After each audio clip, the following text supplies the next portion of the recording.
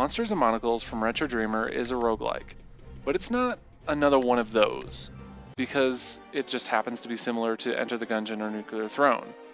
There's enough different things going on that allows Monsters and Monocles to stand on its own 2 feet. Though, I feel this game will be unfairly compared to those games often. And despite its rather well put together systems and gameplay, the game isn't finished, and will be entering Steam Early Access on August 16th.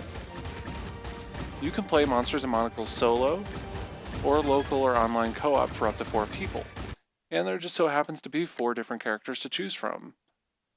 Each of the characters are just visually different and don't imbue any difference as to how they actually play, or at least that is not transparent or apparent as of yet.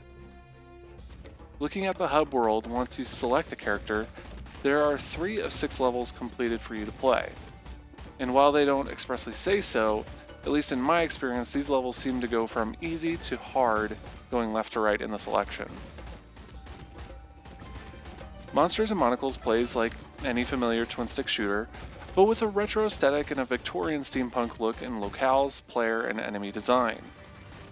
Your basic pistol that you start off with does well enough, but as you vanquish enemies, loot will drop that you can pick up as a second weapon, or replace your basic pistol instead. If you do so, you do have to start to deal with the possibility of overheating your weapon from using them so much. There's no ammo, so the more you use each weapon, it becomes a balancing act to manage the heat between each of the weapons. This isn't an issue with the basic pistol, and is an often good idea to just keep it and swap out the secondary weapon as often as needed. But, of course, that comes down to preference. There are relics that are dispersed throughout a level that give you perks, such as ones that imbue faster movement. Unlike many roguelikes, you are given 3 lives with each run. After a life is lost, you can respawn, and an area of effect circle of damage will emit, harming any enemies nearby from killing you immediately. There's no persistence in Monsters and Monocles, so nothing carries over once you're out of lives. The challenge is simply to just get as far as you can to see all the cool weapons, relics, and enemies there is to offer on each level. Each time you play a level from selection, the layout and objectives are procedurally generated. I really like the objective-based systems from moment one. Instead of just wandering around or mindlessly shooting just to get to the end of the level, there are definitive goals just to make it down one level, and it really adds some layers and depth.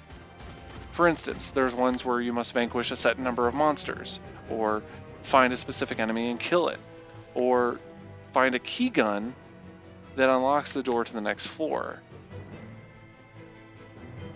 There's also a nice tight camera that gives you a good area awareness, and the colorful and vibrant visuals are a delight to look at. This is accompanied by an equally excellent soundtrack that is memorable and will be stuck in your head after playing it. It's a game that evokes nostalgia while being completely fresh and new. Monsters and Monocles doesn't feel overly early access to me. Retro Dreamer plans to refine and work with the community over the next 10 months before shipping it out.